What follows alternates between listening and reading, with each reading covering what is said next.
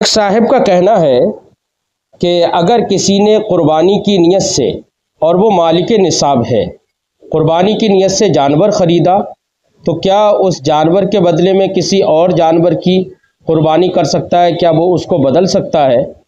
تو اس کے تعلق سے اعلیٰ حضرت علیہ رحمت و رضوان فتاوی رضویہ میں ارشاد فرماتے ہیں، مالک نصاب نے قربانی کی نیت سے جانور خریدا تو خاص اسی جانور کی قربانی کرنا اس پر لازم نہیں۔ ہاں، اگر اس جانور کو وہ خرید چکا ہے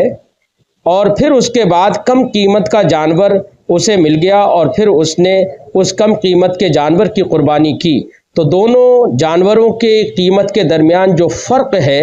اس فرق کو وہ اس قیمت کو وہ فرق کی قیمت کو وہ صدقہ کرے گا۔ مثلا پہلے 2000 کا خریدا تھا